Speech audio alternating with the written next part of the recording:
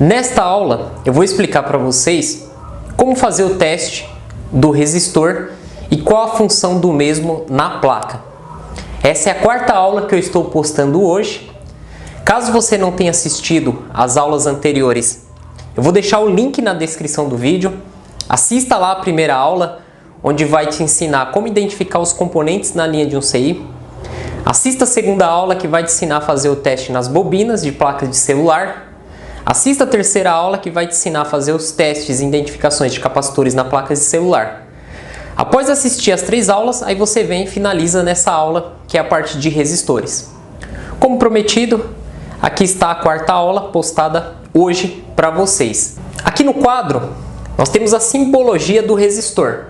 Então, no esquema elétrico, vocês vão ver esse desenho, esse símbolo que representa o resistor, ok? Ele vai ser identificado pela letra R. Então, no caso, conforme as aulas anteriores, vamos seguir aí a definição lá do CI. Então, suponhamos que ele seja o 5117, que faz parte daquela linha do 5100. O resistor, ele tem uma resistência representada em ohms. Então, suponhamos que esse resistor, ele tem aí 100 ohms. A resistência que vai determinar o fluxo de corrente que vai passar por ele. Então, quanto maior essa resistência, menos corrente passa pelo resistor. Quanto menor a resistência, mais corrente passa. Então, você imagina uma torneira de água. Quanto mais você fecha, mais resistência você está criando, menos água passa. Quanto mais você abre a corrente, menos resistência tem e mais água vai passar. Então, esse abre e fecha da torneira é onde nós temos o aumento ou redução da resistência do resistor. No esquema, na placa de celular, você tem vários resistores com resistências diferentes. Quanto maior a resistência, menor é a corrente que vai passar por ele. E quanto menor a resistência, maior é a corrente que passa sobre ele. Uma outra função que os resistores têm é o divisor resistivo. Eu vou explicar bem rapidamente como que funciona, mas se você quiser aprender mais sobre isso, é bom você estudar eletrônica, porque resistores, eles são bem complexos e bem extenso a sua teoria e o seu estudo, tá? Essa aula eu vou ensinar para vocês mais a parte prática, como testar, como ver a resistência, localizar lá no esquema e na placa do aparelho celular, tá? E falar também um pouquinho sobre defeitos. Então, o divisor resistivo, nós temos dois resistores ligados em série. Nós temos que saber a tensão que vai ter nesse ponto. A tensão aqui vai depender da tensão de entrada, suponhamos que seja de 12 volts, e do valor de resistência de cada um. Dois resistores iguais, eu vou ter no meio sempre a metade da tensão da fonte. Então, no caso aqui, eu teria 6 volts. Isso é um divisor resistivo. Os defeitos que o resistor pode apresentar. Ah, professor, resistor entra em curto? Não, ele não entra em curto. Tá? Não existe isso do resistor entrar em curto. O que pode acontecer com ele é a sua resistência estar alterada. Então, de 100 ohms, ele vai, um exemplo, para 500 ohms. Então, os defeitos de resistores, resistência alterada é sempre para mais. É muito difícil um resistor ele ter a sua resistência alterada para menos. Então, quando vocês localizarem um resistor alterado, é sempre para mais. Então, vai passar menos corrente aqui que o circuito necessitava.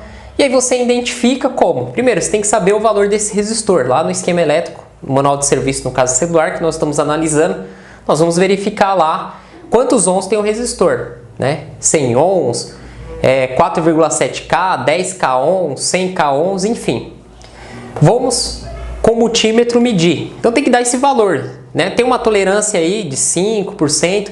Se der um valor muito alto, ele está alterado. E o que pode acontecer com o resistor é ele abrir. Então ele vai abrir e aí não vai passar mais corrente por ele. E é muito fácil você identificar um resistor aberto.